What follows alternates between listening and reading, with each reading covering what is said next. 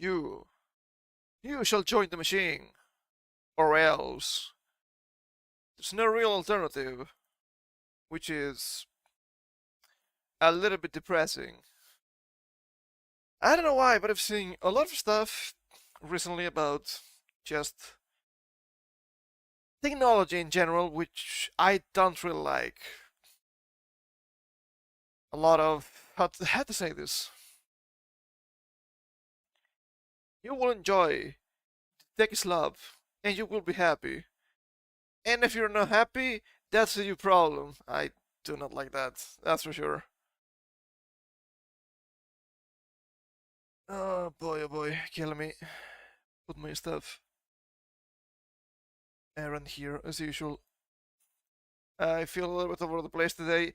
I don't know why, but my throat is a little bit scuffed again. I don't know what happened. I didn't do anything really. So there's that. So maybe we will go a little bit shorter today. I keep saying that it never happens. So we'll see, I suppose. But I do believe I have a little bit less stuff than usual. So I guess for starters we have to go through some happenings. The usual happenings, I'm afraid. Oh boy. Oh boy. Streaming. Always happening. Always something happening. Is it something useful? No, it's not. It's usually something really stupid. Yet here we are. I don't think I have videos for today. Not even short clips. Not even short clips that we need to actually watch. So we can go directly to the music. Let's go to relaxing to RPG music. To sleep or study too. Been insulting me for a while. More than 1 million views, yeah, check this out. I hope this doesn't bring any troubles to my doorstep. That could happen, it wouldn't be the first time. So, okay, we can hide that. In the wake of the Mischief stuff, there's been a lot of people waiting in, right? I have something to say. And that's fine. That's fair. There's nothing wrong with that. But sometimes the way of saying things is not good. So of course we all understand that what Mischief did was not good. We all understand that the guy is, let's be fair and just say a borderline, but a borderline psychopath, which is okay, sure, I guess something like a streaming attracts people that have these proclivities. These want to be big, rich, and famous. And usually the people that want to be big, rich, and famous are not good. Wow. What a shocker. Did I have that mic a little bit close? I think that might be the case. Hold up. I'm not breaking anybody's ears here. That'd be bad. So we all understand that what's been going on this week with Mischief has been an absolute disaster. Bunch of stuff that shouldn't have happened. The guy appears to be just the control freak and an absolute clown. Sure, is this common in the streaming sphere? From what we've seen, I guess so, which is never good. So of course you have people sharing their experiences, I suppose. Like Bao. Yeah, hold up. And she says, which we all agreed on the wording is not good, but the core sentiment is not necessarily wrong, right? She says, if you're an up and coming female content creator with a small but growing audience, and a much larger and successful male content creator approaches you out of nowhere and showers you with attention on stream, in DMs, etc., don't walk. Run. We all understand that this was in reference to the Emiru and Miskiv situation, which, sure, fair. She has a follow-up tweet here mentioning, just because I don't include every single nuance, exception, possibility, and variation, doesn't mean we're not still having the same conversation. Stay safe. Like, okay, sure, I mean, we'll understand what she's trying to say here. But then on stream, she not only double down, but triple and quadruple down. No, it's just the man. Which was something really strange to say, because we all know, or we should know, that evil people are evil. It's not just men. Then again, one more moment, I suppose. I have no idea. This was something really stupid that's been going on this past week. We all agree that sure, if you're an up-and-coming, just content creator in general, and somebody bigger just gets close to you, showering you with attention, it's probably a red flag. But it's not, and I hate to use this kind of language, it's not a gendered issue, okay? How do we know that? Well, we also had Shondo having a huge meltdown over this, calling people groomers and whatnot, which is ironic, coming from Shondo and the accusations that have been leveled against her in the past. How do we know this is not just the man? Well, also this week, this happened, right? Twitch banned streamer Nina Ling and Zoe Spencer for sexually assaulting a Face Clan member known as Cell. Nina physically restrained Cell, while Zoe attempted to work on him without his clear consent. The incident has reignited discussions on double standards based on gender. And of course the first reply here. If it was a dude doing that, he would already be in prison, by the way. Not wrong. I don't think there's anything extremely spicy in this clip. There shouldn't be anything wrong here for me to show. But then again, if they got banned because of this clip, I don't want to risk it. Please understand. But yeah, I said this here is pretty much the brief explanation of what happened. Physically restrained the guy, while the other attempted to work on him without his clear consent. Even this is not clear enough. It's not without his clear consent. It was against his consent, which is even worse, okay?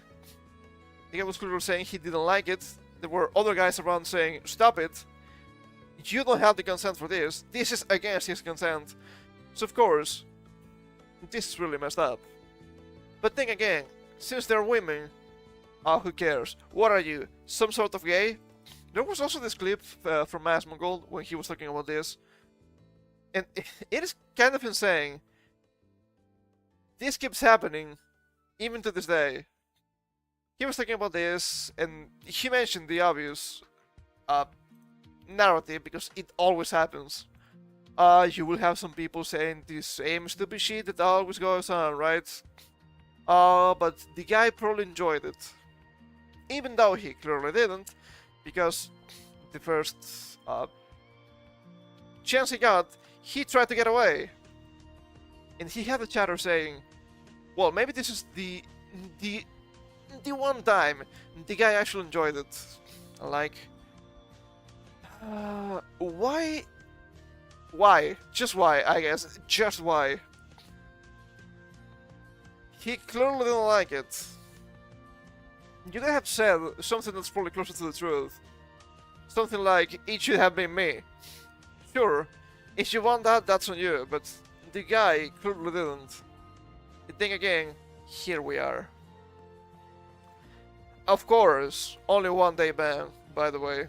And I don't think this is a new clip. Apparently this is all the stuff, which is kind of funny in the worst possible way.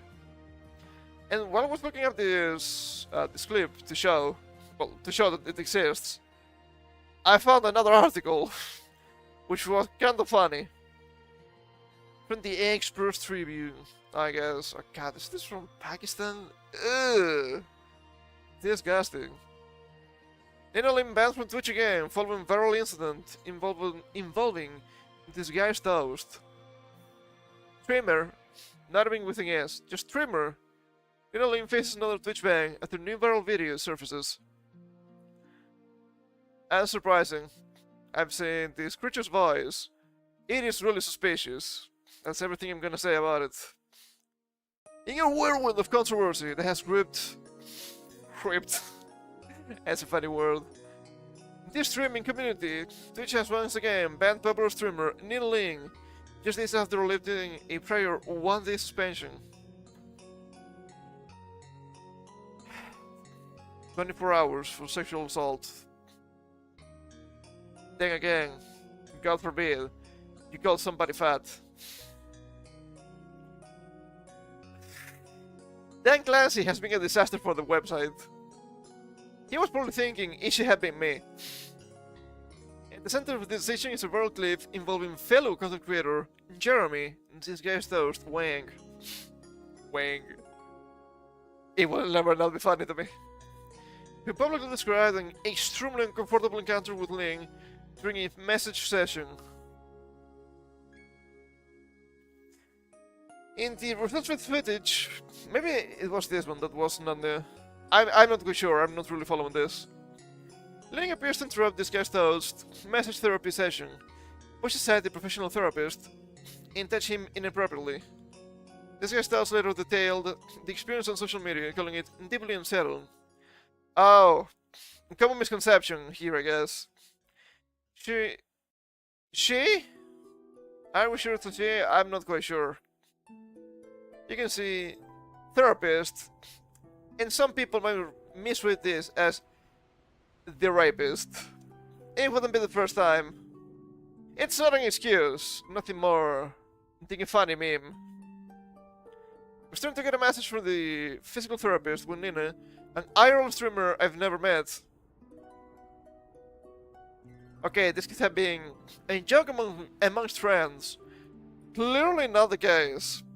Pushed aside the therapist, started grabbing at my ass while it was already laid on the table, he wrote. He continued. I felt pressure to go along with it because 3 IRL streamer cameras were pointed at my face, and being at the sponsored event, I did not want to escalate the situation. I was extremely uncomfortable the whole time. He also expressed regret for not speaking up sooner, writing, I definitely should have said something in the moment and regret not doing so.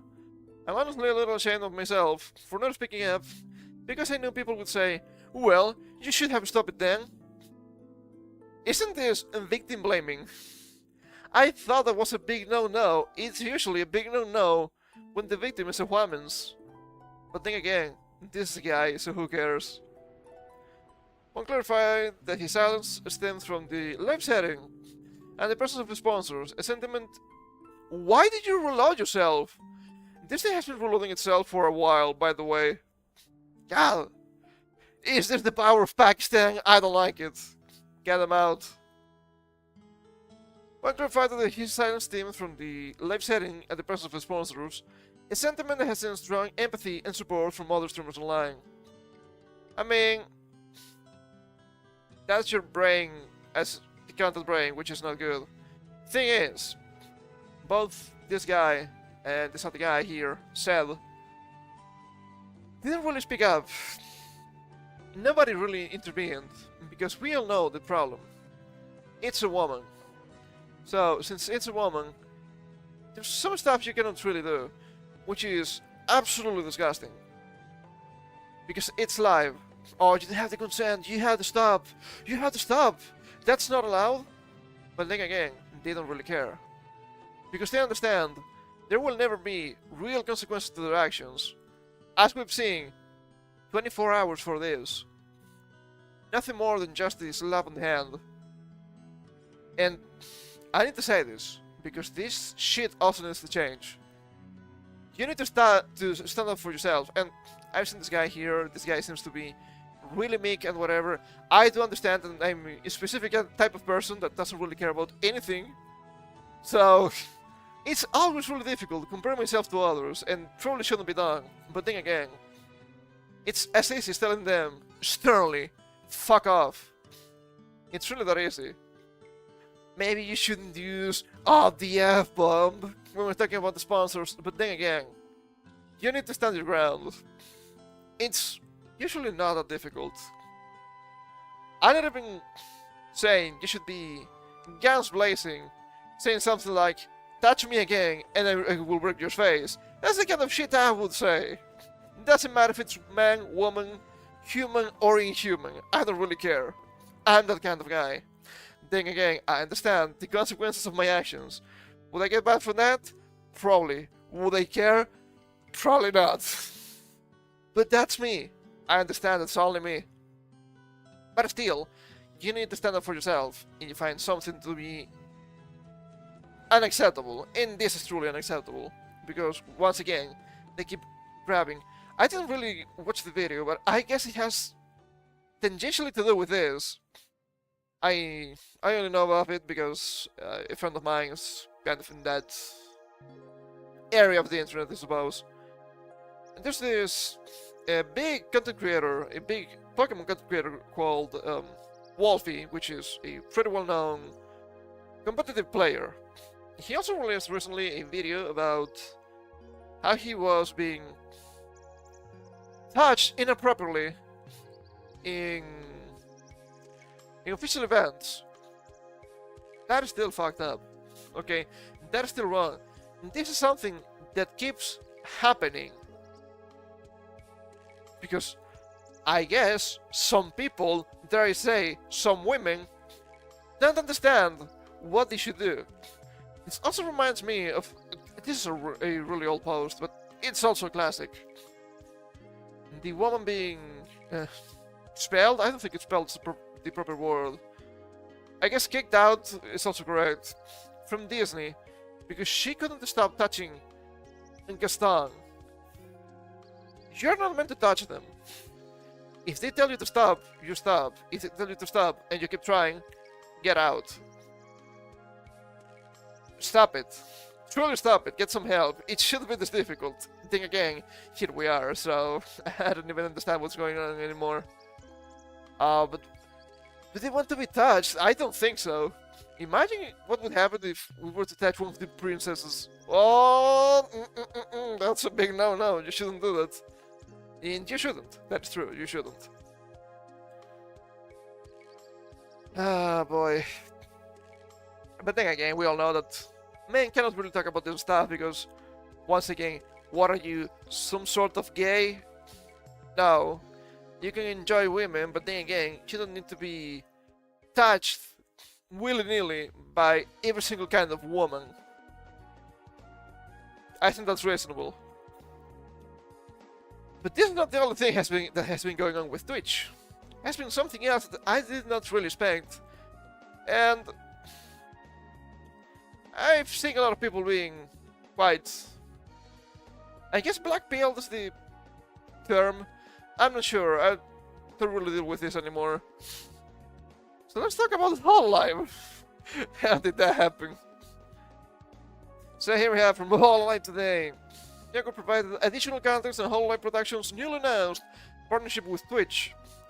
Which feels a little bit strange to announce a partnership with Twitch now. Given that Twitch is absolutely in shambles, I don't think it's gonna die anytime soon. Do I wish it happened? For TOS reasons, I'm not allowed to express my opinion. But something needs to change, that's for sure. Streaming on Twitch is part of our international expansion, reaching out to a new audience so they can find out how amazing our talents are. We all know that new audience is always kind of a red flag. I understand what he's trying to say, but then again, it is not without trouble. The YouTube audience is quite different from the Twitch audience, and I guess I don't know enough about the company, but you would think they're big enough to not need Twitch. Maybe things are not that great.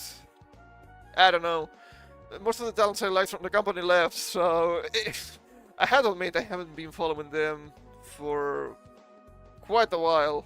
So I'm not too sure what's going on. This is Link thing. Oh, boomer alert. Today we have announced our partnership with Twitch. Many English-speaking talents will be starting their streams on the platform for the first time, celebrating it with a special event Holiday on November 20th on Twitch itself. The talks with Twitch have been long, and as some of you know, some Holiday Productions talents are already streaming there. Before we went a step further, however, we wanted to be sure of two things.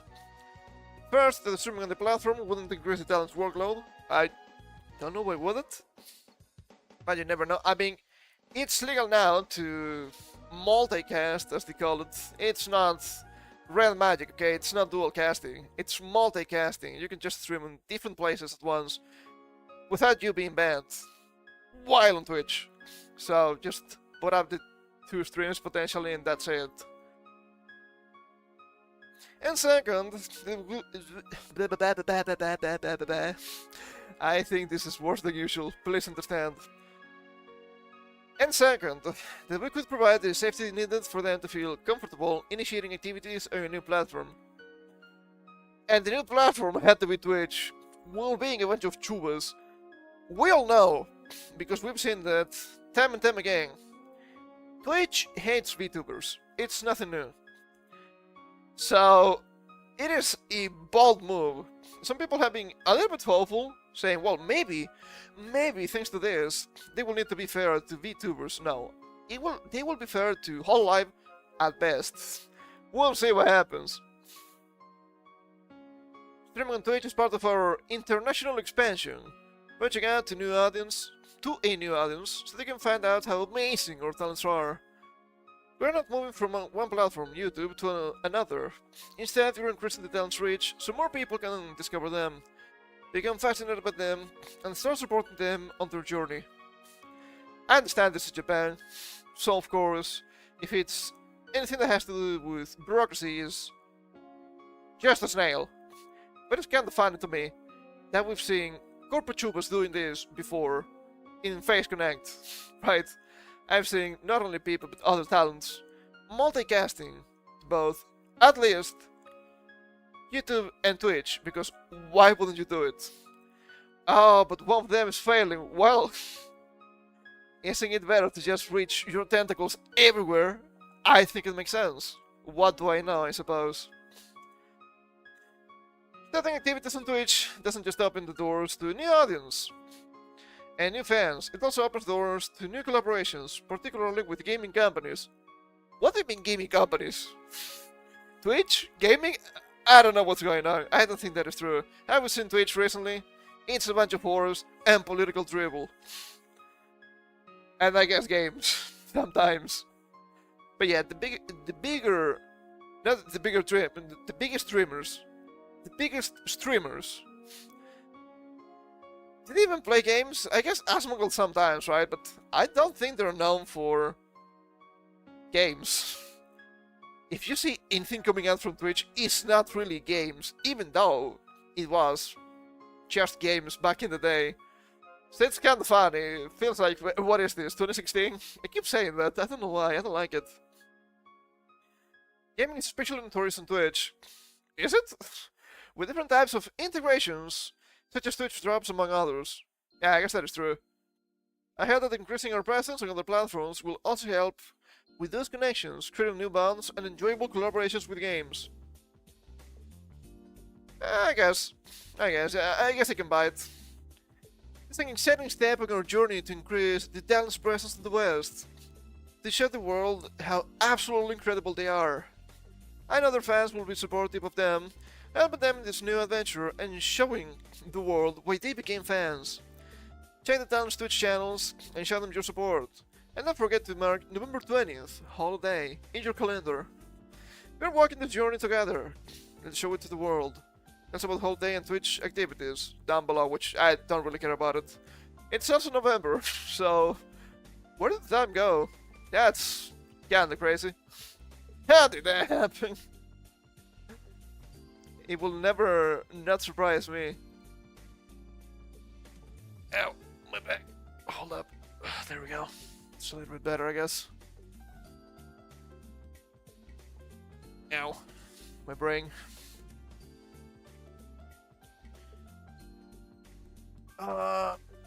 Been about time, touches the shithole, and then glasses run into the ground. Not wrong. This announcement would have been very hard-pressed for finding an objectively more abysmally bad time. Yeah, it's been kind of rough on Twitch recently. I don't think this movie is necessarily bad, but we've also seen some talents saying, yeah, there's no way in hell I'm streaming on Twitch. And if they tell me how to do it, I won't. I think that was Mori, which makes sense. It is a little bit curious. A lot of people have been saying this is clearly not the same whole live. Clearly, you don't have the same types of fans, I suppose. So, I guess I can see it. I have not been enjoying the newer content, that's for sure. It's not for my liking, so why would I care? Which is a little bit sad, but then again, there's other people streaming things that I enjoy, so why wouldn't I watch them instead? Easy to understand. And that is not to say YouTube isn't without trouble. The archive is really scuffed. I don't know what happened. It's not my archive, so I wouldn't know. Once again, it's Bloomberg, it's pay to win, so I'm not paying. But it has been going on for a couple of days. YouTube will use AI to sharpen lower resolution videos on TVs. It is not for you to decide. If this is an option, sure. If this is toggleable, sure. If this is just, we're YouTube and we're gonna tell you what you wanna watch, fuck you. It's that easy. Also, YouTube will use artificial intelligence to improve the visual clarity of many low-resolution videos on its platform when viewed on TV screens. I guess only on TV for now. I'm pretty sure the client's pretty much the same, so I have no idea. YouTube will first implement a feature known as upscaling for videos that were originally uploaded at resolutions that are 1080p. According to blog post Wednesday, the senior product director Kurt Wilms. The company said it will support upscaling to even higher 4K quality in the near future. Some creators may take issue with the platform making adjustments to their content, but Wilms said the original files will always be kept intact. Okay, but why would they care about that if I cannot reach those intact original files because you won't let me? That's a really fair fear. And the members can opt out of the super resolution upscaling feature altogether if they don't like how it makes their videos look, he said. Yet the members. Okay. I will need to be... we will need a clarification for this. Is a member as somebody that has a paid membership? Is a member as end user? Or is a member as content creator? I don't know. I think there should be on the client for the end user. It should be toggleable, not for literally everybody. When you're a content creator and you say yes, we will need an upscaling for this, it makes no sense.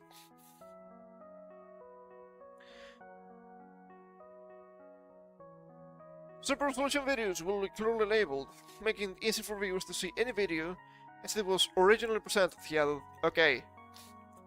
I guess that's fine. As long as we have this option.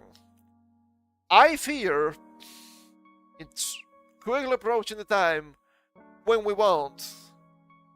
Because you will own nothing and you will enjoy the slop. Congratulations. Also eat the bugs. Fuck you. The introduction of upscaling should theoretically improve the YouTube experience for viewers of streaming videos on large screen TVs, wrote Wilms. Noting that the TV screen is YouTube's fastest growing surface. Being fastest growing doesn't mean shit, when most people actually watch on either PC or phone. Sure, it's growing, but the smart TVs are just ass. I don't know how to tell you this. Many of the platform's most popular creators have been publishing content at 4K resolution for several years now. but there's an enormous drop of other clips that were uploaded before ultra high definition became the norm. When it's up out of the standard definition, known as 480p or even lower. But there's a problem with this. There's a lot of stuff that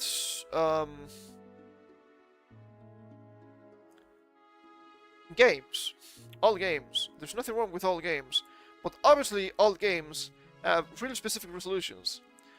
If you will upscale them, they're gonna look like shit. Because I've seen it, because there are emulators out there that have some sort of smoothing that looks absolutely horrendous. I don't like it, it shouldn't be the norm. Some people enjoy it, but then again, a lot of people are stupid. And that's gonna be a problem. It's gonna be just a mangled mess, as usual. YouTube is also greatly expanding the permitted file size of video thumbnails, which can now be 50 megabytes compared with the prior 2 megabyte limit, allowing for more detailed thumbnails on TV screens. Fucking finally.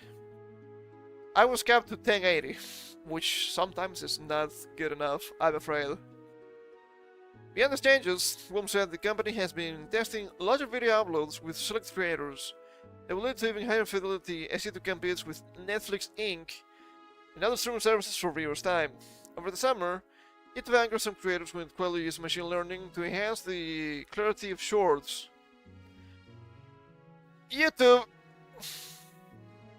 it is not by your hand that you should do this on your own.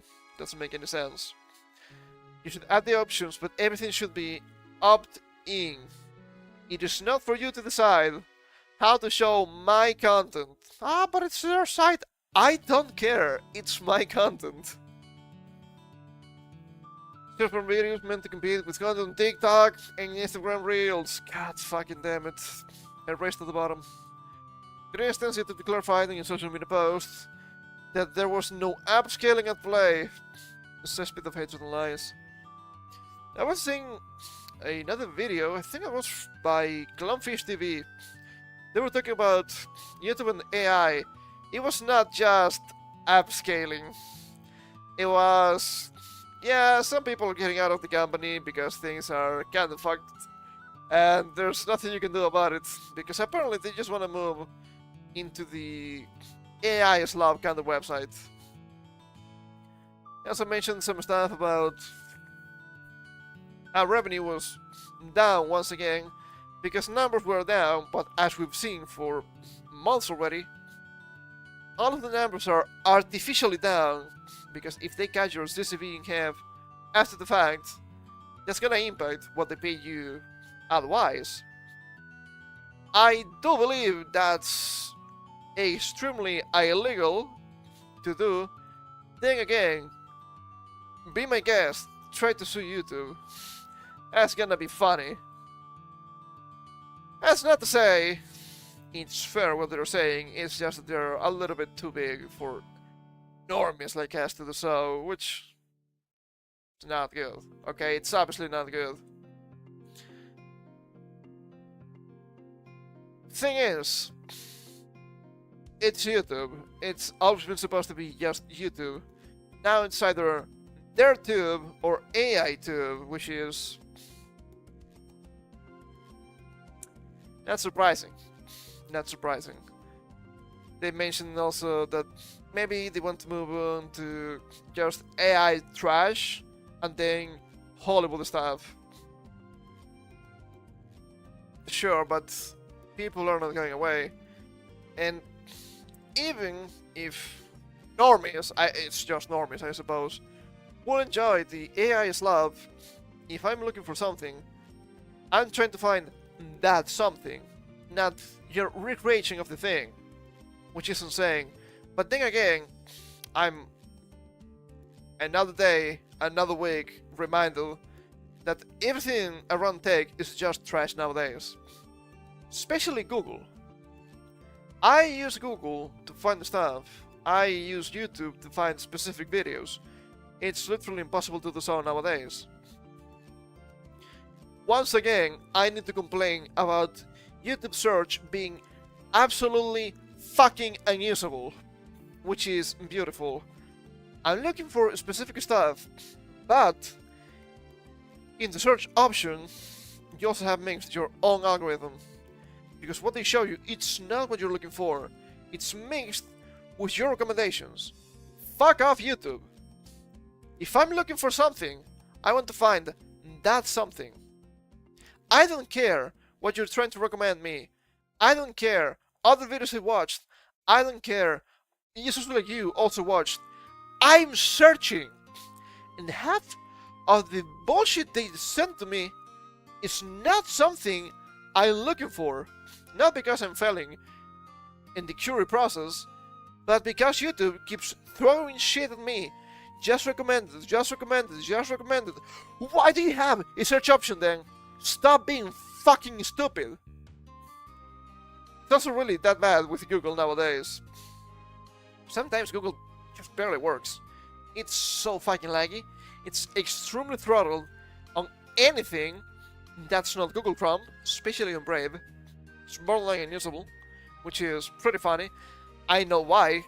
They're trying to get you to use everything that's just Google, like in this case obviously Google Chrome. I'm gonna tell you to that, fuck off.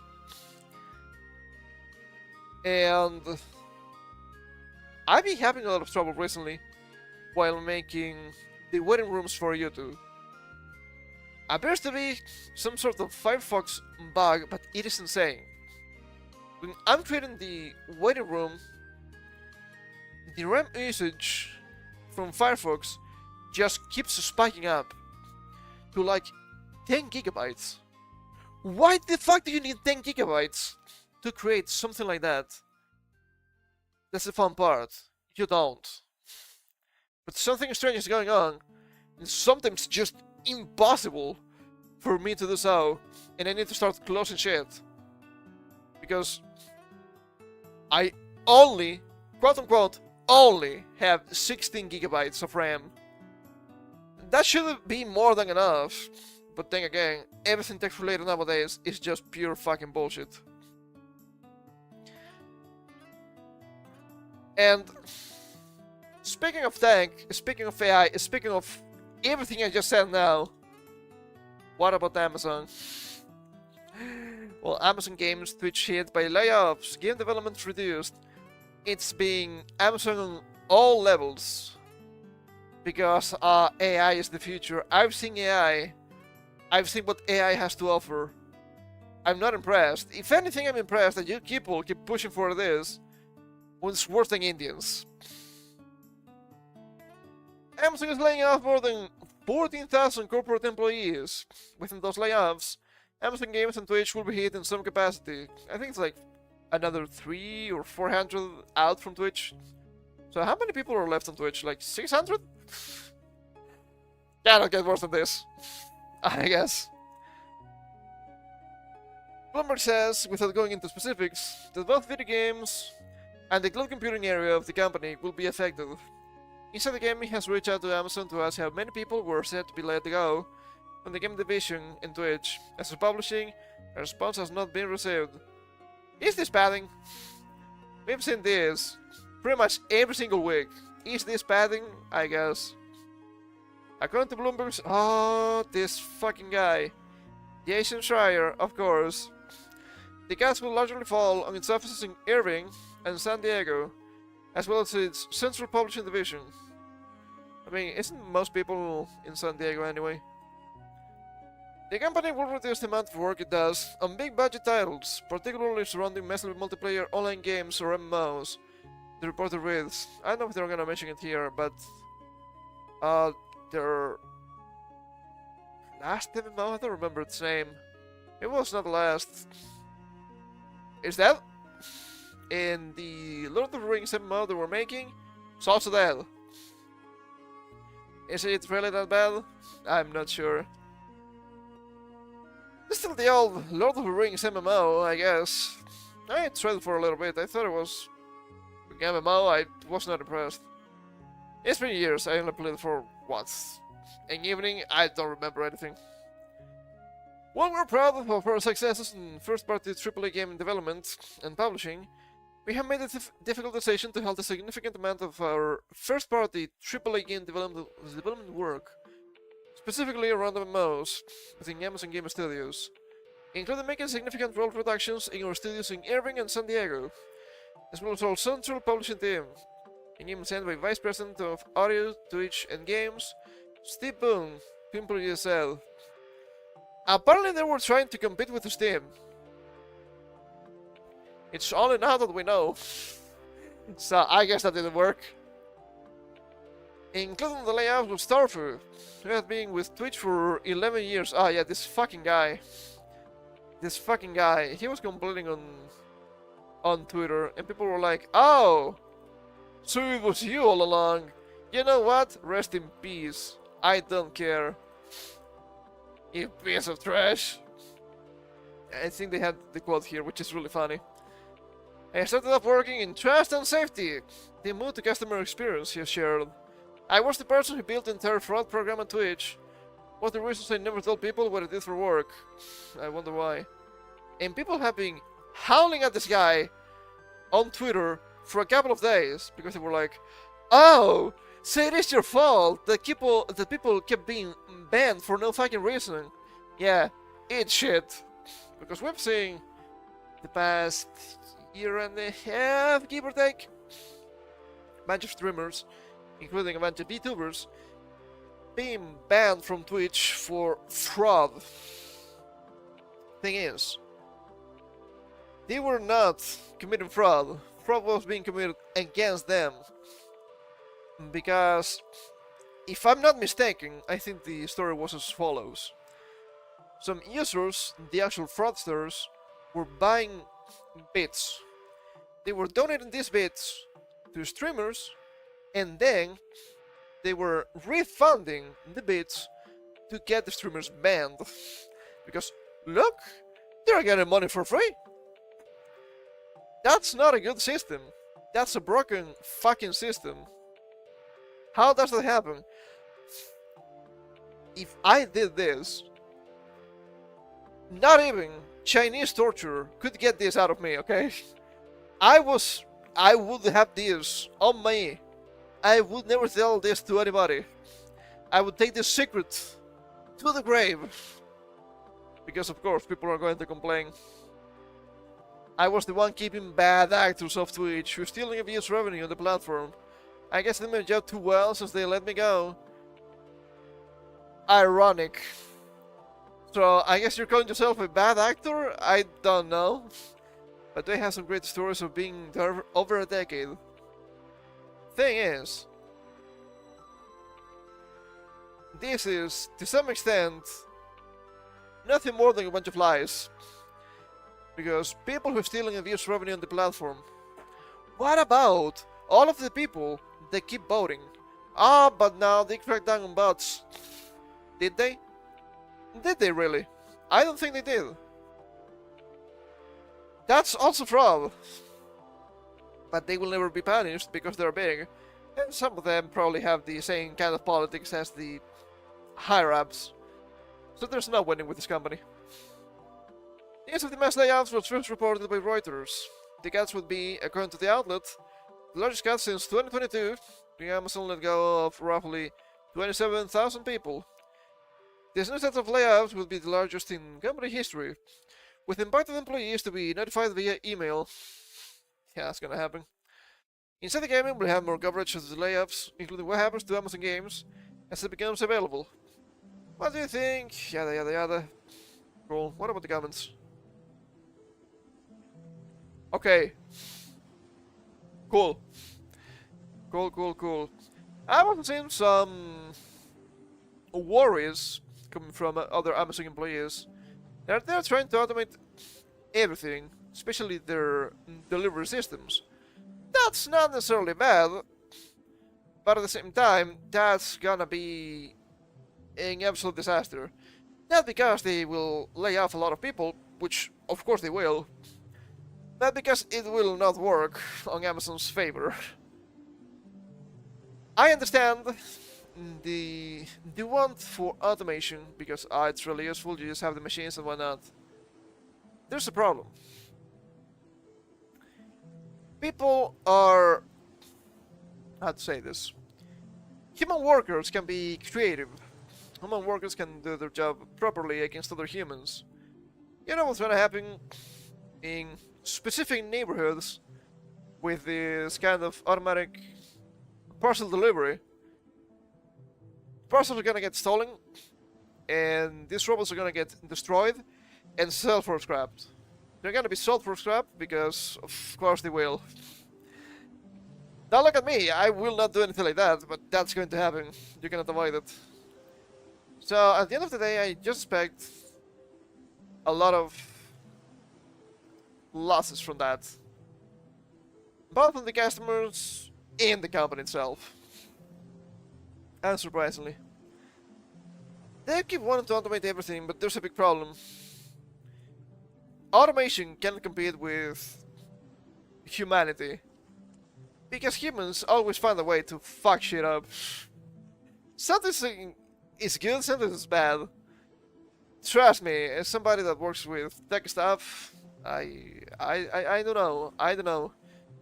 Human creativity, they would fuck themselves over if they can fuck the system. I've seen that. I've seen that several times. Which is kinda funny, but keeps happening. There's also this strange obsession with AI. And as we've seen, AI is not here to save you. AI is here to be the next evolution in stupidity. From blipping computer, new coffee stack steals, authorizing against tokens by Copilot Studio agents. The AI is so good, guys. The AI will never lie to me. You're pissing me off. I'm closing that tab. Fuck you. Keeps reloading. Stop reloading, you Pakistani piece of shit. Don't like that website anymore. An efficient technique that Killfish weaponizes Microsoft Copilot Studio agents to deliver fraudulent OAuth consent requests via legitimate and trusted Microsoft domains. The technique was developed by researchers at Datadog Security Labs, who warned in a report earlier this week that Copilot Studio's flexibility introduced new and documented phishing risks. Evil finds a way every single time. Although Killfish relies on social engineering. What did they mean by this? Social engineering? What a strange term to use here of all places. Microsoft has confirmed to Blipping Computer their plans on fixing the underlying causes in a future update. We've investigated the report and are taking action to address it through future product updates, a Microsoft spokesperson told Blipping Computer. While this technique relies on social engineering, we remain committed to hardening our governance and consent experiences and are evaluating additional safeguards to help organizations prevent misuse. This is just PR speak. They keep using words that have no sense. Make no sense here. It's really strange. Copilot Studio agents are chatbots hosted on copilotstudio.microsoft.com that users can create and customize through topics, which are workflows that automate the specific tasks. Agents can be shared on Microsoft's domain by enabling the demo website feature. Because the URL is a legitimate one, it is easy for users to fall for the trick and log in. Oh, but AI computers are the future, guys. Everything is gonna be so good. Delicious. Holy fuck, dude. More accessibility, but people are more stupid. That's a really dangerous combination. The login topic, which authenticates the user when starting a conversation with the chatbot, can be configured for specific actions, like requesting a verification code or redirecting to another location or service. Signing, cool. Katie Knowles, Knowles is probably more correct. Katie Knowles, security researcher at Datadog. That's not my dog. Says that an attacker can customize the login button with a malicious application that can be either internal or external to the target environment, and could target an application admin even they don't have access to the environment. Dun. Dun dun dun. Targeting an unprivileged user in the tenant is currently impossible if the threat actor is already present in the environment. However, when Microsoft's default policy changes, the attack will be limited only to one node, read/write permissions, and close the gap for email, chat, and calendar services. The problem is the genie is out of the bottle, because we know you can do this with AI, so people will find a way to do this again, or something similar. It doesn't matter if you tell the AI, you cannot do this because that's illegal. Maybe not. Prompting finds a way. Oh boy. This is like the nuclear race, but in a way even more stupid. The nuclear race is actually useful if you use it properly, but no, not in this case. And I do agree that AI can be really useful. This ain't it. This ain't it. Now says that even after Microsoft's update, it's still possible for an external attacker to target an application administrator with an externally registered application, because the changes do not apply to high privileged roles. Just with administrator privileges, a tenant can approve permissions requested by internal or external applications, even if they are not verified. At some point, you will be able to bypass that with the AI itself. And I'm surprised it didn't happen yet. Because as we've seen, not the recent Copilot thing, but the old Copilot thing, as it was taking screenshots of literally everything. Not just games. Doesn't that mean that it has the equivalent to root access? I guess if it's a computer, it should be kernel access. That's really scary. You have a clanker in the kernel. A kernacle? Kerplank, that's a spell. It doesn't count. That's really scary. That's really scary. And not just because of hacking. Of course, hacking is an obvious problem that could arise, but what if the clanker goes crazy? That doesn't look good to me. AI computers are the future. I'm gonna make my own computer with a pair of coconuts. And you're gonna stop me.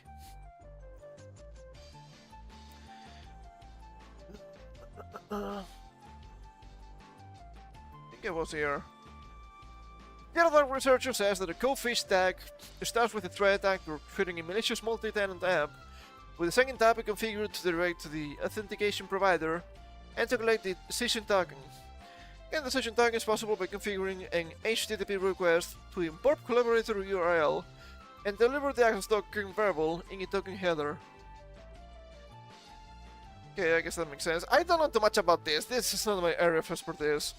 I'm not into security or server side. The application ID or client ID, secret, and authentication provider URLs are used to configure the agent sign-in settings. Well says it can report this week. It should be noted that the redirect action, when the victim user clicks on the login button, can be configured to redirect to any malicious URL, and the application constant workflow URL is just one possibility for the attacker. So you're telling me this could be even worse? I don't think you're making good case for this. Well, they're not from Microsoft, I don't think, so I guess they don't really care. A fish attack on admins. After activating the malicious agent's demo website, an attacker can distribute its targets in email phishing campaigns, rubber team messages. Oh, in classic. Infected. Since the URL is legitimate and the design of the page, users may think that it's just another Microsoft Copilot service. I mean, it technically is. Null says that one clue that could raise suspicions is the Microsoft Power Platform icon, which is easy to miss. Most people are not going to know that. Most normies are gonna see, oh, it's Microsoft Power Platform. Okay, it says Microsoft, it has the Windows logo. The URL seems okay. Yeah, this seems fair. A lot of people are gonna fall for this. Even after they try to patch this. there's only so much you can do with AI, because prompting always finds a way. Having failed for the trick and accepting the malicious app's permissions, triple S, I think into the OAuth redirect URL, token.botframework.com, to validate the bot connection. This may seem atypical, but it's a standard part of the Copilot Studio authentication process. Using invalid domain, the Datadog researcher says. Say that would never happen with Windows 7. That would never happen with a pair of coconuts. After completing the authentication process, the user will receive a notification about their session token being forwarded to Burp Collaborator and their session being hijacked, but they will be able to chat with the agent. Furthermore, because the token was sent from Copilot using Microsoft's IP addresses, the connection to the attacker will not show in the user's web traffic. Obviously not, because the attacker is just Copilot in this case. It's being used to mask the actual attacker. How is any of this good? Who thought this was a good idea? Below is a visual overview of how the GoFish attack works. In steps from the victim user accessing the malicious app to the attacker receiving the token. I have a diagram here. Malicious Copilot to the agent link to the user. Copilot agent permissions to log in. Same thing and goes to the app. Numeric code to user. This numeric code. There's numeric code for token. Issues token to agent. Sends token to attacker. And for malicious actions with user consent to the scopes. Okay, right now I'm only thinking the next obvious step here, right? Which I do have an article for that, so fear not.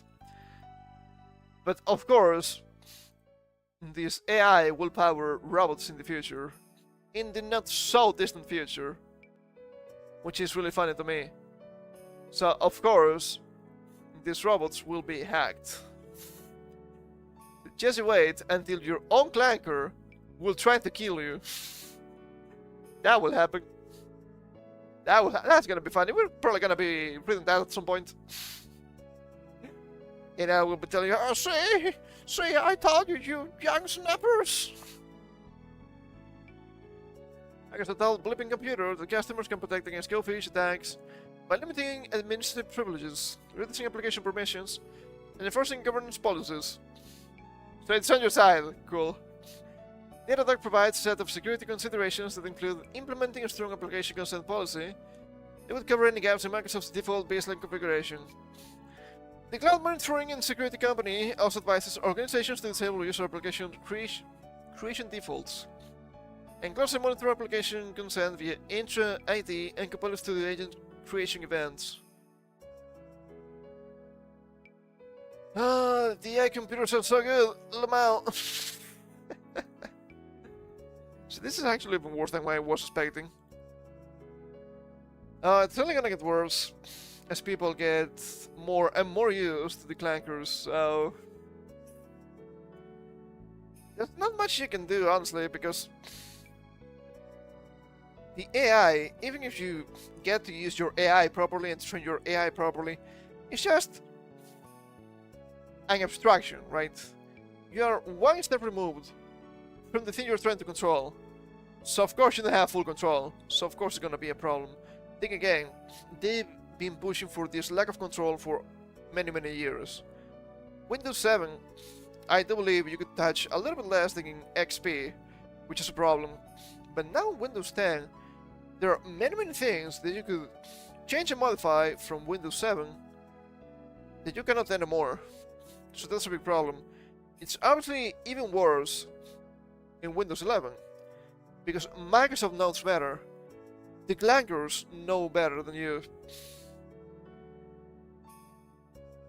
Of course, this is nothing more than an absolute fucking lie, but they keep pushing for that, because more people need to use this, so it needs to be a simplified mess. Okay, but I know what this, why can't I touch the thing? That's not allowed. You will be able to do what they want you to do, not what you want to do. And sometimes not even that. Because what the fuck is going on here? let's be real for a second. In Windows 11 bug is the duplicating text manager process. When you use the X close button to exit it. This means text manager won't quit on Windows 11, sending each instance to the background. It appears that the October 2025 optional update build a bunch of numbers which released with new start menu accidentally broke text manager close button for some users, but everyone will run into this issue. If you're affected, then use close button to close the text manager, as it will create ghost entries, which use your RAM and CPU. To exit text manager, use end task instead. How the fuck did you break your OS in this way? How the fuck is this possible? The sheer incompetence of these people just blows my mind. And this is unacceptable to the highest degree. Yet it keeps happening. It's absolutely insane. Do they have the meme here? So glad disable updates altogether. Sure. For a while. Was it this one? No, but this is also really funny. I mean, I think it was... Who was it? Mako Fukasami, if I'm not mistaken. I think that's correct. He was sharing this... this news around with the... I know I showed the images before. Might have been even last week, I'm not sure. Oh yeah! Like 60% of Windows 11's code is just AI. Well. See what I make now? Yeah, fucking damn it. Also have something quite curious going on. Microsoft is issuing YouTube video takedown analysis for non-standard Windows 11 installs. I didn't find a proper article for this, but I've seen some forums complaining about this. It appears to be onto something. This from Plebit. Hold up. Okay, that's good. YouTube was taking down videos and performing non-standard Windows 11 installs. Non-standard doesn't mean illegal, by the way. Videos from several creators have been taken down on topics including how to install Windows 11 with a login to a Microsoft account and how to install Windows 11 on unsupported hardware. Why would this be a problem? I have no idea. But then again, Windows and Microsoft are just fucking demons nowadays. Here from Mr. Obvious. It's not illegal to install Windows with a local account. They're trying to make it so it's not possible. I think the latest update actually eliminates that option. Might be a workaround, I'm not sure. I'm not willing to install Windows 11. Microsoft needs to be sued into the ground and then forced to pay $1 billion for the mere insult that this is.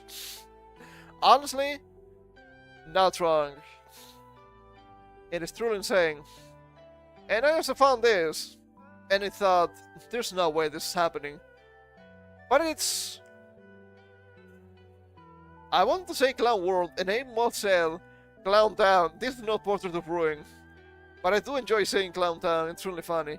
It is not even Clown World, this is the Clown Universe. This is from Windows Experience blog. This is not made up. Microsoft hired a woman who had literally never used the PC in her life, whose design experience was in children's books. To design the Windows 11 operating system. No wonder it sucks so badly. Before moving to Seattle, funny joke, with her husband 7 years ago, Ryu Chauhan. How is it always an Indian? How is it always an Indian? Am I noticing too much? Am I noticing too close to the sun? Is the CIA about to take me down? Maybe. Ryu Chauhan. Chauhan had never worked in digital design. She came from the print publishing world, where she worked on children's books, coffee table books, table guides, catalogs, window display posters, chocolate and biscuit tins, and all kinds of seasonal marketing. So, design for trash. I'm not saying trash as in low quality. Trash as in something that's usually not that important, not that complex, I suppose. Simple things. If you live in London at the time, you probably saw her designs throughout the city and in magazines. Of course, the fucking Indian was living in London. But when she started working for Microsoft 5 years ago, she entered the fast-moving space. She entered a fast-moving space where she could make global impact. Global impact! Red flag!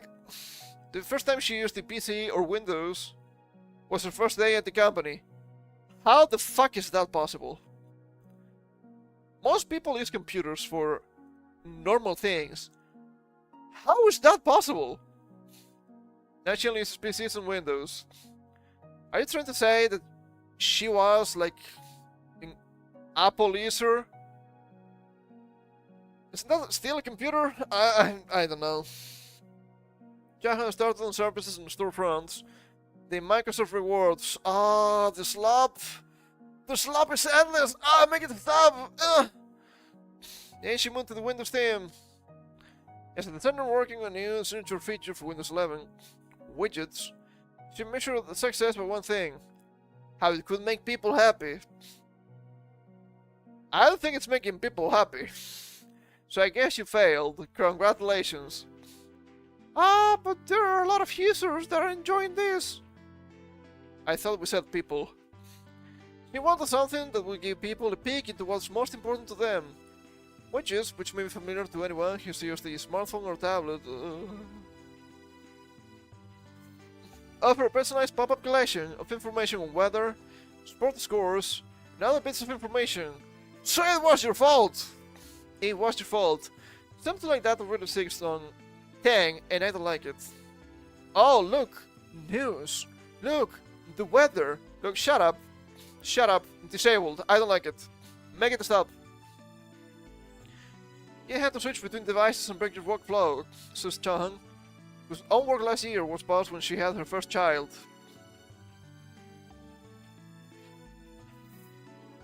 I don't think they're trying to draw a comparison between the two, but the wording is really funny.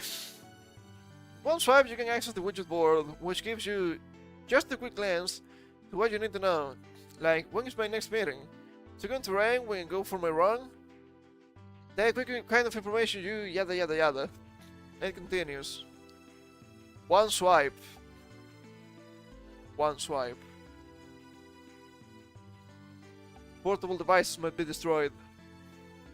They need to be destroyed. What do you mean a swipe? You people tried this before with 8, and it was an absolute disaster.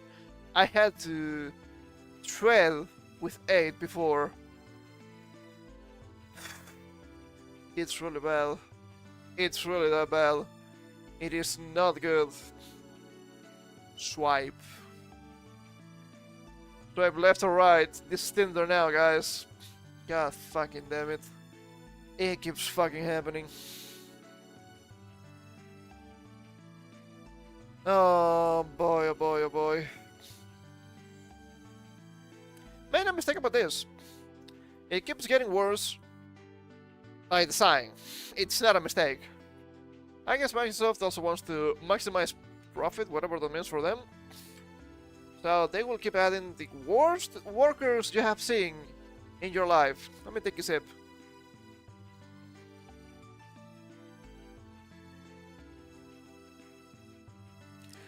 Always the lowest quality bullshit, and if they can use AI, they will use AI. Because they care not about quality. They only care about pushing out some sort of new kind of bullshit.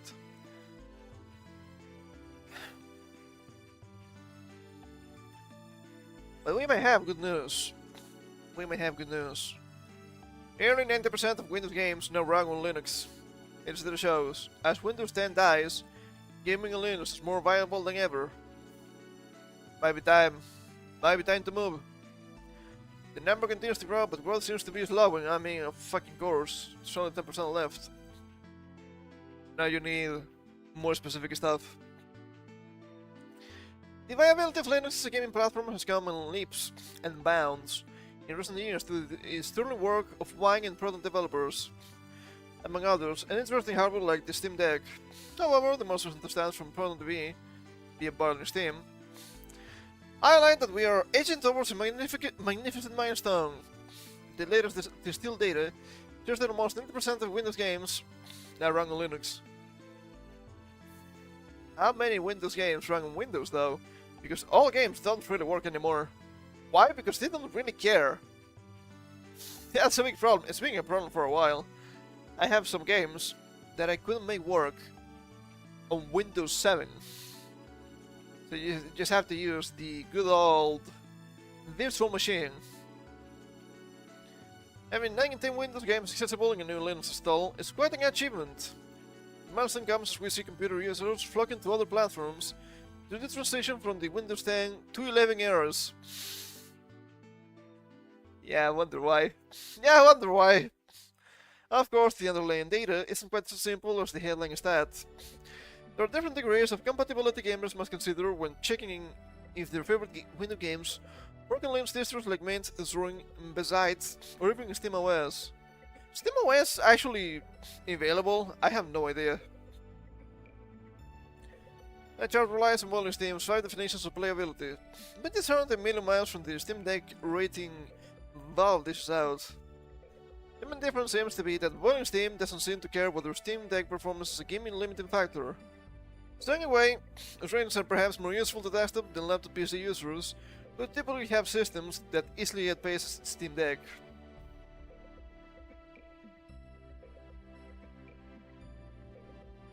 Oh, yeah, obviously that makes sense. It's a more robust system, so of course it's gonna be more powerful. Volume Steam Platinum Ring rank denotes games that run perfectly out of the box. Gold, like green, requires just minor tweaks. Silver, yellow, games are playable but have some imperfections. Borked, dark red, games simply refuse to launch. Lastly, bronze, red, that exist in the murky water between silver and borked. Okay. That seems kinda bad. Looking at the chart trends, we see encouraging growth in the number of new releases that are platinum green rated, in a thinning down of the dark red zone. Developers will, of course, benefit from more hardware being able to play their games with few if any wrinkles, because they can sell more, obviously. So there must be an incentive to spend at least a little time checking a new Windows game on Linux, or the Steam Deck specifically. On the flip side, there are some popular titles that will look like they will be becoming Linux friendly anytime soon. Is that even a problem? Oh no, I cannot play League of Legends or Fortnite! Good. I didn't want to anyway. Now I have an excuse. The well-known compatibility issues with various anti-cheat technology platforms look set to persist for now. Ah, so no Epic. Oh, what a shame! What a shame! Moreover, Volume Steam knows that other devs just seem to be averse to non-Windows gamers. There's quite a bit that can be done with those known intentional stubborn games, though. We'd recommend researching community-driven Linux compatibility tips and doing through your favorite games, also patches. Been running for a while a little bit. But it's looking pretty good. It's looking great. You wanna use Linux? Maybe it's time. Maybe it's finally time. Maybe it will finally work this time around. I didn't change when it was Windows 10, maybe it will change now that it's Windows 11. And I'm gonna do it soon anyway, because I know I can increase security on Windows 10. But it's something to heavily consider, and I need to make sure this is also a thing that I can do while still streaming, right? If I don't, that's gonna be a big problem. Because I need to make sure everything works on Linux. Please understand. Speaking of games, I need to blow my nose, give me a second. That was not what I wanted to say, but also important.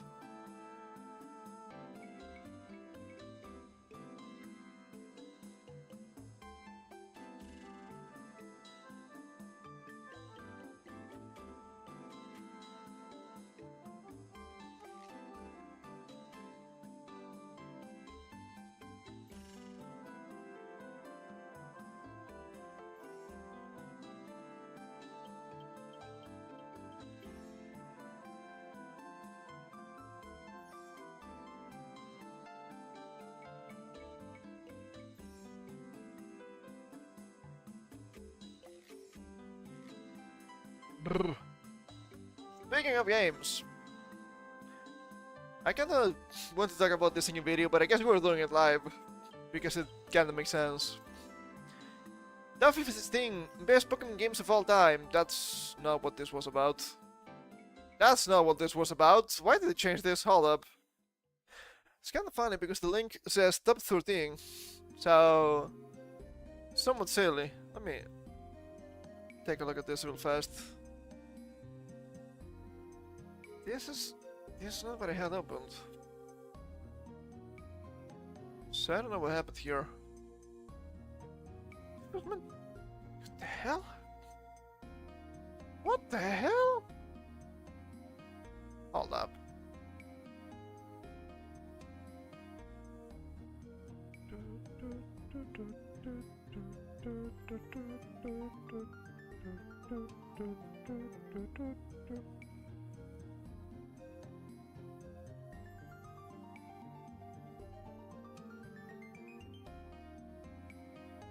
Ah, you fucking idiots. That's what happened. God, I hate this website with a burning passion sometimes. That's why that happened. That pissed me off a little bit. Hold up. What happened here is that the tweet and the article were different, because of course they were. And I didn't realize. It's not the first time it happens to me. But Pokemon Legends in 2A became the 5th best-selling game in the franchise history, selling 5.8 million copies in the first week. It's my understanding this is just physical copies. I don't think they are counting digital copies. And this kinda pisses me off a little bit. Because people will see this and say, see? Voting with your wallet doesn't work. And I'm like, you're wrong. It will work. Thing here is that this game didn't sell well because it was great, had good graphics, had good music, had good gameplay, or had anything that was actually good. It only sold because it had the Pokemon brand. Okay? If this was a completely different IP, nobody would care. The thing here that truly pisses me off is the fact that how some people act, and I'm not talking about people that will always buy the games, or people that will never buy the games. I'm talking just about the people that have been criticizing, especially Pokemon, but other companies, for, in this case, more than a decade, yet they keep buying. I have drawn a strange comparison recently when talking about voting with your wallet with elections, actual, like, let's say presidential elections, because it's a single vote against millions. And despite what you might believe of the electoral system, if it actually works or not, people do go out and vote every 4 years. I think some countries have every 5, I'm not sure. I think Italy is every 5. I have no idea. The thing is, they try to vote for their guy, and sometimes they get their guy. Sometimes the guy is red, sometimes the guy is blue, sometimes they have some sort of coalition with also green and yellow and other strange colors. That's not my point. The thing is, and I guess we can use this colors as an example, right? Let's say you're voting red. Why are you voting red? Because you like Pokemon Red. Charizard is your guy. So of course you want to vote for the guy. It's a fire type, it's cool, it's your guy. But just in the balls. There's no way red wins. Blue is going to win. Why are you going out, if you enjoy red, to vote for blue? You wouldn't vote for the other guy. You wouldn't vote for Blastoise. You don't care about Blastoise. It's one of a billion filthy water types. You want a fire type.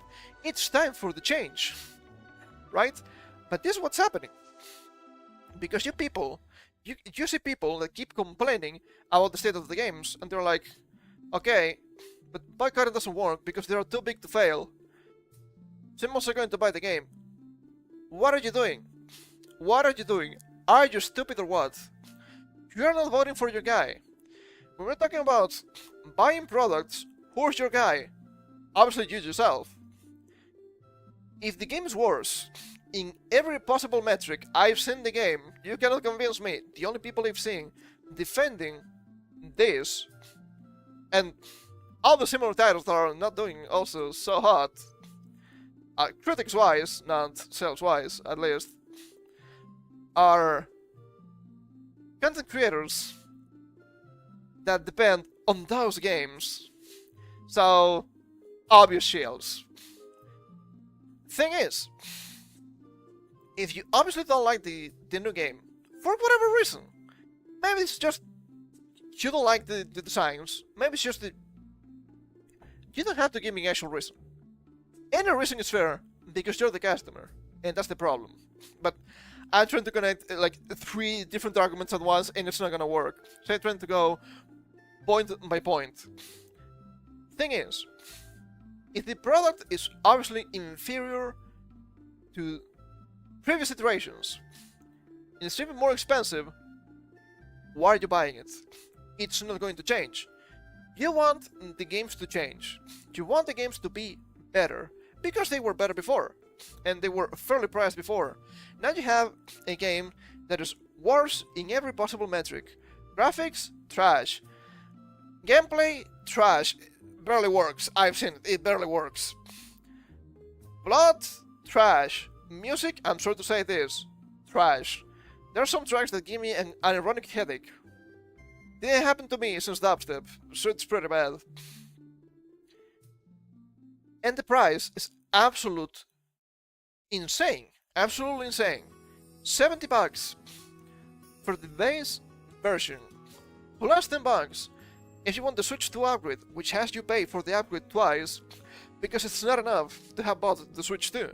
You also need to pay $10 additional for that for some godforsaken reason. So it's not just the computing power of the hardware, which is really funny. You have Day 1 DLC, and I've seen people defending this. It's not actually Day 1 DLC. You get to buy it now, but you don't get to play it until February. Am I supposed to believe this is good in any way, shape or form? That's ridiculous. If I don't get to play it until February, I will at least wait to February to pay for it. Right? This is just a promise of DLC at this point in time, which is insane. Plus also online, if you want to participate in PvP, to actually get all of the content in the game, because some in-game content is locked behind PvP. And I do believe we will have another $30 DLC. How much is that? Like $150. You're paying $150 for a game that you don't enjoy. Stop it. And get some help.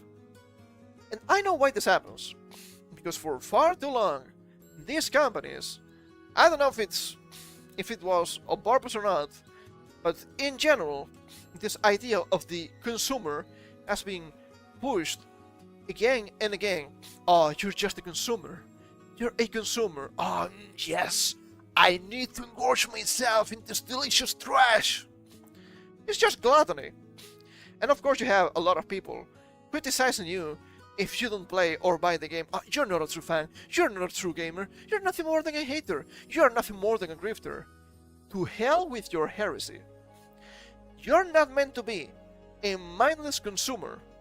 You're meant to be a paying customer. That's why I find it so funny when these types keep mentioning, but what about brand loyalty? What about brand loyalty? Loyalty goes both ways. And brand loyalty is just a simple concept. As long as you make a good product, has a fair price, I will keep buying it, because why wouldn't I, right? If it's good and the price is good, sure, I will keep coming back. Clearly, the product is not good. Clearly, the price is also not good. It's really expensive. So, who broke this loyalty first? You are meant to be a paying customer. The only thing that you should worry about is the end product and its price. Some sort of price-value relationship here. might be a better term for this. Oh, but these companies have so much trouble. They work so hard. They're working so hard, and this is the best they can offer to me. They're not working hard enough. What can you say? And do not mention, even, especially in this case, their money problems, because allegedly they couldn't be bothered to invest more than $13 million, American dollars, to make this game. And when you see that amount, you're like, oh, yeah, no wonder the game is kinda bad. Biggest IP in the world, by the way. Biggest IP in the world. But that's the thing. They keep doing it because you keep buying it. It doesn't matter how vocal you are on social media. As long as you keep buying, the company says, okay, we're still selling, so we can just invest the least amount of money and the least amount of work on the product, and we can still sell. Oh my goodness, what? This is the perfect business! And of course it is. And I understand that some of this is just nostalgia, right? You liked Pokemon because Pokemon was pretty good. The other games were kinda fun. I'm even having fun with Pokemon X. I think it's way better than this. How do I know? I wouldn't want to play this game, even for free. I don't think it's a good game. I don't think I'm gonna have fun. I wanted to replay Gen 6 when I saw this game. Something I never considered since release. So that's pretty funny. But that's how they get you. They're showing you, they're trying to sell you something that looks like it has the same name as something you liked before, and you're like, oh, but I liked this before, so maybe this is good. It's not good. They're just skinwalking what you like. And until you actually vote with your wallet, this will not go away. And I understand that some of these companies have a lot of, I was about to say salads, I guess calling them thralls is actually closer to the reality. They will keep buying anything they put out, because this brand is really, really powerful. But at least it is my understanding that the core of voting with your wallet is not only to have an impact on the company, and it's released to have impact on some companies, because 5.8 million is an absolute insane amount of copies sold in the first week. That doesn't really happen with most IPs. So your 1 in 2 million actually counts more than, I don't know, your vote if you were a Norwegian voter. I think they have like 3 million votes, something like that. I think I saw those numbers recently. It's even more powerful if you're from the US, because your vote has way more power, because it's just one instead of against like 200 million. It's not 200 million, it's not that big. Instead of being 1 in 150 million, it's like 1 in 2 million. It's much more powerful. But at the same time, you need to be fair with yourself. You need to cut your losses sometimes. If they're not going to give you the product that you want, why would you pay them? It looks like something that you like, but it's not. So stop falling for it, okay? You need to be more selfish. Because at the end of the day, it is your time and it's your hard-earned money. $150 nowadays is a lot of money for a single game. That's not even that good. Honestly, it's not even that good. And I'm actually being fair here. It is not your problem if these companies have financial trouble, okay? You're not running a charity. You are meant to be a paying customer. Act like it. And maybe at some point, things will change for the better. But I can assure you, if you vote with your wallet, things will get better for you immediately. Because right now, if you vote with your wallet against this or other similar titles that are just an absolute disaster, you will have some actual peace of mind. It's gonna be a mindless drone. Think for yourself. If you're not even having fun with the game, why bother paying for it? why bother buying it? You're gonna have free time, you will not have spent close to 100 USD at this point, and you're actually following what you think. And maybe, and only maybe, if more people start doing this, as they should, do not be shamed by some strange people that will tell you, "Nah, you're not a real fan." Don't care about those. They're trying to shame you for some reason. They're on the side of the big company because it doesn't make any sense to me. Maybe things will actually change, because you would never vote against your interests, but for some reason, when we're talking about buying products, you do. So stop it. Morning. Welcome. How you doing? Thinking about a bunch of different stuff today. Going to talk a little bit about tech. We will go back to tech in a bit. But also some happenings with video games.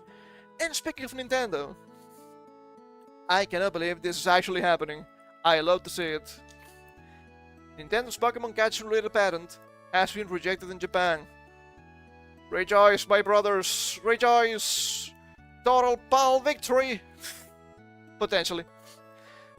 We see refused as it lacks an inventive step. That's pretty good. I hope they also do that with the other one that they got recently. The one that was pretty much, yeah, we're just patenting party mechanics. That's way too much. That's too much. That has been dealt a big and bit of a legal blow in Japan, as the patent office has rejected an application relevant to the company's ongoing case against Pocket Pair's Pal World. This patent is related to monster catching all Pokemon. See, everything is French here. Oh! Click that! That was a mistake on my part. Everything is French now. But it's not quite the same one. It's not quite the same one file in the US reported back in September 2025. This one appears to be linked to the act of throwing and aiming objects to either capture a creature or initiate a battle. So I guess we can only assume they don't have the balls. Game Freak reports that the patent in question, which is pending application number, bunch of numbers, we don't care, 2024, I guess that's relevant.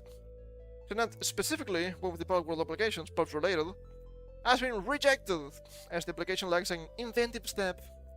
Determined after looking at prior art with ARC mentioned as a specific example. I didn't know ARC was a possible example of this. That's kinda funny. The United States reasons for refusal that in October 22nd, 2025 states, via machine translation, because Japanese, please understand, that the claimed inventions could have easily been made by persons who have common knowledge in the technical field. I mean, yeah, that is true. When you think about it, technically speaking, that catching mechanic is not really anything special. So it's kind of fun. That still opens the door for patenting game mechanics, which is something I don't like. But I guess there's some sort of nuance. Why did they mention Kantai collection here? That's crazy. Evidence submitted against the application includes a video from ARC of a character throwing a ball-like item. Ball-like at the ground, and at other creatures, and aiming with a blue crosshair and a list of tools from the survival game that can be used in-game, including an arrow that can be used to stun another creature. I mean, throwing things is just big humanity. Oh, we learn to throw things. We're the apex now.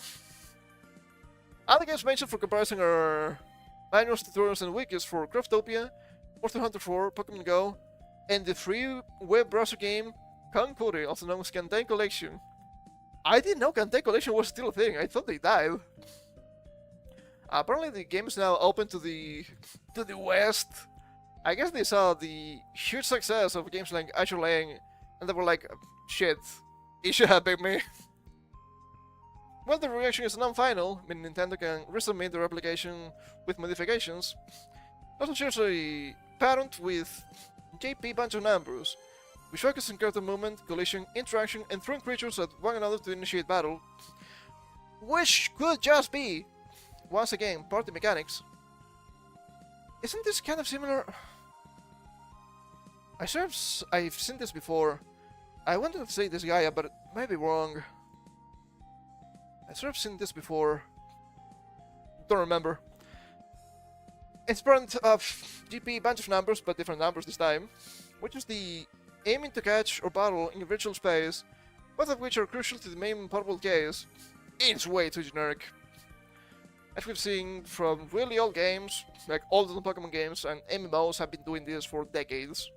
So I don't think they actually have a case here. And apparently that might be true. What the fuck? Cuties 2025. It's kinda funny. As can announce, if a member of a parent family is faced with issues, it can often highlight other problems with the rest of the group. Oh, that's delicious. But it's just often respected decisions made by patent examiners. So we have to see what the Nintendo's response is. With the water bubble case, proceedings were still ongoing. Nintendo first filed a patent infringement lawsuit against Pocket Pair in September 2024, which seeks an injunction against infringement and compensation for damages on the grounds that Palworld, a game developed and released by the defendant, infringes multiple patent rights. Once again, this is really funny because they showed their mechanics before these patents were filed. These mechanics were showed in a really old trailer. So, it shouldn't be retroactive, but it can in this case, and that should never be the case. That happens with YouTube all the time, and that shouldn't be the case. Since the lawsuit, Pokemon has changed its ball catching and summoning mechanic, which Pocket Pair has gone on to speak about with disappointment a number of times. But the developer is still considering bringing the game to Switch to AI. I don't think that's gonna happen. I don't think that's gonna happen. People have been saying that maybe they will revert these changes. And maybe, sure, I think that might happen at some point. I will not expect something like that before version 1.0. It wouldn't make any sense. I don't think they're gonna release a patch sooner than that. But I'd say that's probably good enough. So, no complaints on my side. But that's looking pretty interesting. Now, I expected to have some pushback against these patents, but it's finally happening. Good. Good. Fuck. Excuse me. I'm dying here. I'm really dry today. I'm parched.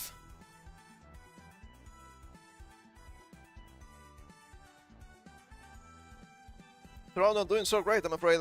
Ugh. Ow, hurts a little bit. Okay. Maybe tomorrow and then finish for today. Earlier than usual, but it's kind of rough. It's kind of rough. It's getting worse. So, well, we're still on the topic of games. Let's go through this one on IGN. Final Fantasy VII Remake Director Devil's Down on yellow paint. There's definitely a need for that kind of thing. A need. First need. It's endless. It's endless. It keeps happening. I get to debate about that. It should be undefensible, especially this. There are other ways to sign. You have to go this way in a subtle way. It doesn't need to be just gallons and gallons of yellow paint, please. It's so ugly. It's so immersion breaking. Final Fantasy VII Rebirth director Naoki Hamaguchi is once again championing the infamous yellow paint to guide players, saying there's definitely a need for it. Isn't yellow paint on ledges and walls to indicate IGN, please. You need editors to indicate a traversable area in a video game has been a hot topic among players ever since its rise in popularity in the likes of Uncharted and PlayStation 3. Final Fantasy VII Rebirth uses this tactic too, with players sharing their thoughts on it, and leaving Hamaguchi himself surprised about the debate. It stirred at the time. Now subtlety, as subtle as a bag of bricks, as they say. In a new interview with Games Radar Plus, Hamaguchi said he understood There's some people who don't want or need yellow paint, but insisted that it was necessary. People are not saying you shouldn't have indications of where to go or what is interactable. Why does it have to be yellow paint? That's the main fucking problem. That shouldn't be the case. It's so jarring to see. Look! Behold! Yellow paint. Get a being just a weather rock because people use that to climb. Sure. It's gonna lose its color. A little bit. Sure. It's a different color, let's see. Can we interact with this? Oh! We actually can, imagine that. Shouldn't be that difficult, man. It shouldn't be that difficult. But I guess this is another set of the issue, right? It's clear that players are becoming more and more stupid, in the worst possible way. So of course you need to, how to say this, unhold them to the extreme. So even though people didn't like it, my last video was completely justified, was true and real. I get there's a debate about it, whether that fits with that world or not, whether some people want it, some people don't, Hamaguchi said. I think as a game, there's definitely a need for that kind of thing, in a lot of ways. I think obviously different developers experiment, try different things about what works best, what fits best, the right way of doing that in their game.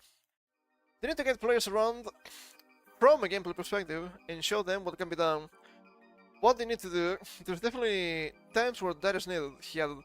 Nobody's against that. Why does it have to be just yellow paint? It's so ugly. It's so jarring to see every single time. So I think obviously there's more of a debate about how it's done, what level, and what works. And there will still be people who say, no, that doesn't fit at all, we don't like that, that's fine. But I think there's definitely a need there, and something that is definitely worth looking at. And look, if you take a look at this, if they tell you you can climb through rocks, and you go to this wall, everything is just smooth, aside from these rocks, you might be thinking, well, maybe you can grab onto those. And you can? Wow, that's crazy. Interacting with the environment? No, no, no, no, people are too stupid to do that. That would never happen. That would never catch on. The debate kicked off with Rebirth last year. Some said they didn't like how in-your-face the handholding was, not just in Final Fantasy VII Remake, but modern video games. Literally, just what I said. I literally said this. Others, however, pointed out that it could be helpful and was an important accessibility feature. It's a fucking skill issue! Stop saying accessibility when you're just a fucking idiot that refuses to interact with the environment! What are we saying here? Come on! Developers too weighed in, with some highlighting how in playtests and focus groups, players sometimes struggle to work out where to go, get frustrated, and quit playing altogether. You're fucking with me. You're lying to me. You're lying to me. What is your fucking control group? DSP? Come on. Quit playing altogether because they don't know where to go. It's as easy as talking to NPCs or just have a really useful mechanic like Dragon Quest had since almost the beginning, that is party chat. You can just talk to your party members, they may give you hints, they may tell you, yeah, as we mentioned before, we need to go to this place. Or, hey, remember, this is a mountain range, maybe we will be able to climb up some rocks. How is that so difficult? It's 2025, this was not a problem before. What are we saying here? Come on. Do we have to bring back the trainer tips from Pokemon games? Trainer tips! Remember to always have antidotes on you. You might get poisoned, that's never good. Trainer tips! Those small bushes, they can be cut down with the special move Cut! Wow. Come on, man, come on! Come on! If you refuse to interact with the game, you're not a fucking gamer, you're barely playing the game. Get out of here, dude, get the fuck out. Say what I mean. That's what pisses me off all the time. Because of this, somewhat obvious and sometimes unrealistic visual clues, are needed to help point players in the right direction. As I have pointed out, the video games have featured visual clues for exploration and progression for decades now.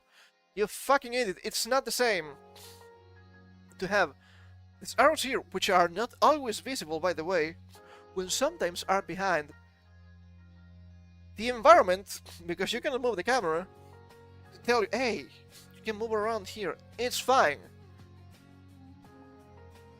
Once again, it's a toggle, so it's okay. I do believe this is a toggle. Who remembers the options red/green arrows plus giant pointer available in the original Final Fantasy VII? That's an option. This is not. This is mandatory, and this can be done in a much more elegant way. It's literally the same. It's not even in the same realm. Once again, just a bunch of rocks that you can see. They all look pretty much the same. In an otherwise smooth wall. Maybe they're climbable. And once again, you don't need the yellow paint. You could have the upper part just being in a different color because it's worn out because people keep climbing. So it gets dirty with your oily hands. So instead of being black, it's more brown. You see, hey, that looks like something. That's pretty cool. It's kinda funny because I am currently playing through the Wind Waker for the GameCube. They're not holding you this hard, okay? It's like, oh my god, the interactions are crazy. What is going on? Which is pretty cool. I'm enjoying the game, despite the obvious flaws.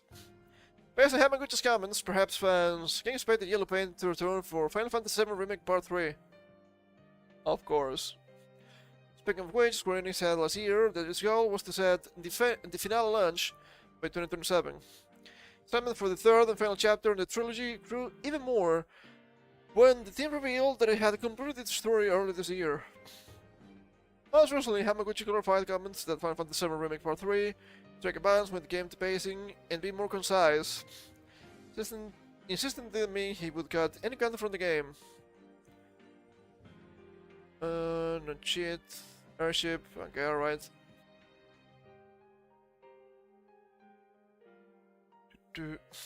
Yeah, I think this is probably. Oh, look at this guy. Look at this guy. I get why it seems like overreacting, but the problem lies in why the resort to yellow paint. The game's language is clear and consistent. You shouldn't have to constantly point out intractable objects in this condescending way. The old Zeldas also had contextual climbing, but no one was ever confused about it because the language was consistent. Ice and ladders, climbing. Rocky walls were never climbable. Depends on the game, but when they were climbable, you'll see, oh, I see, they look different. That makes sense. I guess the language could draw players' attention to those things without insulting them. Very good point. This has the IGN logo. Is this a shield? Yes, this is a shield. The blonde there then means the world design is limited to those choices. For instance, what if you are in an area with ladders and vines that make sense to be there? Also, who the hell is placing those random ladders in linked worlds? From a story standpoint, it creates a bit of a dissonance. Heck, it's one of the reasons Final Fantasy VII Rebirth moved those chests to only in locations where there are man-made structures. You don't have to. You don't have to. Nobody cares. Nobody gave a fuck in the past 30 plus years. Nobody truly cares about this. Oh, why is there a chest there? I don't fucking care, dude. It's not a man-made location. That makes sense for there to be a chest. If it was a man-made location, the chest would probably be empty anyway. Come on, man. Come on, man. There are many ways of doing this. This is nothing new. Come on. You can also take a look at, let's say, Monster Hunter. They have a huge slew of biomes. And you have climbable stuff. I'm talking about the older games. You have climbable sections, even in the volcano. And you're like, oh yeah, that looks different. We can climb this way. And then you climb. And that's it. Wow. Wow! It's so difficult to do! Come on, man. This should be part of the UI, not the artwork. I guess I can say that. It's in Dark Souls. It's another game where you're guided around for 40 hours. So that makes sense, it's there. I don't know if that makes sense. Wasn't... The motherfuckers would complain about the game being vague and confusing. All games they have this shit, and nobody thought they were vague and confusing. If you don't know what to do, there are always things you can do in-game. I don't know where to go. Okay, some games have the synopsis option. They tell you what happened and what's your next step. Okay, it happened this, so you decide to go to the castle. Okay, cool. So we had to go to the castle. But in all the games, especially in the early Dragon Quest games, everything was... It felt convoluted. Because you were meant to talk to the NPCs. They are there for a reason. If you refuse to talk to them, that's on you. They are there, but you refuse. What would you do in real life? I don't know what to do. I just talk to people. Where am I? How can I get to the gas station? And all that, right? Come on. Especially with the fucking ladder. It's a ladder. It's meant to go up and down. I don't know. How am I gonna get up? It's a fucking ladder. Are you stupid? You've seen ladders in real life. You know how they work. You've seen boxes and barrels in real life. You know how they work. They don't need to be painted. Stop it. Get some fucking help. It's so annoying.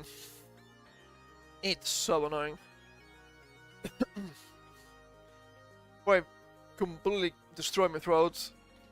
Let's finish with another article, which is on the thumbnail, so I had to go through this. Let's go back for a little bit to clankers, because everything is getting worse.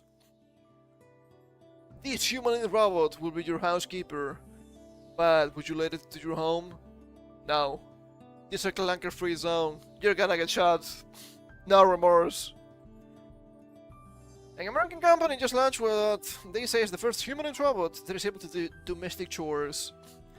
An American company says it has built the first consumer-ready humanoid robot that can do all sorts of home chores, such as folding laundry, organizing shelves, and tidying spaces. One XM Robots unveiled the Neo Robot this week, which, at a click or verbal command, will become a personal housekeeper that will complete household tasks.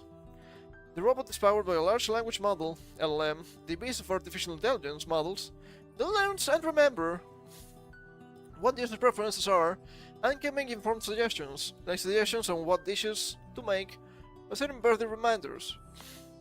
Anyone who buys the Neo robot, Neo, you're the chosen one, can teach it any other chores that they want done with one of YX employees, which will help with the necessary programming, the company said in a press release. YX Robot said the new robot is also equipped with Wi-Fi, Bluetooth, and a 3-stage speaker, which gives owners a mobile phone, almost, mobile home entertainment system. Okay, sure, I guess. Our company brings the science fiction idea of robots from the movie screen into reality. I've seen those movies. I don't like those robots. Are they gonna kill me? Are they going red? I don't have a special robotic arm yet. That might be a bad idea. Creating a space for us to enjoy our time at home, instead of coming home just to do more work, the company said. However, according to the Wall Street Journal, which tested the robot, it might need to be controlled by a human. What's the fucking point then? It's a robot, it's actually a human. Okay, so this is like slavery too. Okay, as long as those humans don't get paid, then I will allow it. I only want the true experience for slavery here. The company representative may need to peer into the home through the robot's eyes to do chores. Oh, wow, okay, that's even worse. Do not spy on me, bro. Do not spy on me. Then we have enough with Alexa and... was it Roomba? What's wrong with those cleaning robots? That was mapping homes? Yes, pretty cool. Oh, I don't want people looking at what's happening in my home. Congratulations. Now all of China has seen you jorking it. The company CEO told the newspaper the company needs users' data to improve the robot. Also slaves. The robot is able to use human-like hands to lift over 68 kilograms and carry 25 kilograms as it goes about its daily tasks. Is this supposed to be impressive? I guess it's not too bad, right? I mean, this could be really useful for old people that cannot really carry a lot of stuff around, I suppose. I'd rather have a human. What can you say? Human supremacist here. Cannot stop me. The Neo robot will be available first in American homes in 2026 and will expand to other markets by 2027. It costs $20,000 or $500 a month through a subscription. The Neo robot launch comes shortly after a similar robot was released earlier this month by Figure AI, which launched a home robot Figure 03. However, Figure AI's models are not yet available for pre-sale. Other non-humanoid robots are also being worked on, such as the SwitchBot K20 Plus Pro, a smart vacuum that sweeps and cleans your floors, also keeping an eye on your pets. He says bit of fate through the lies. Look, it's the future! It's robots! Oh, it was an Indian all along, and I say Indian here with a purpose. Because I do remember, I want to say, swing a little bit. Okay, I'm gonna mention this. We can get through this article next week. Before I take out my browser. AI develops the gambling addiction as researchers warn of safety concerns. Perhaps we are not so different after all. But there was this case a while ago. It was like a year ago? A year maybe a bit too much. Apparently they have some sort of really good AI system for buying stuff. So you will have an AI checking what you buy in the store, and they will send you the bill. It was not AI.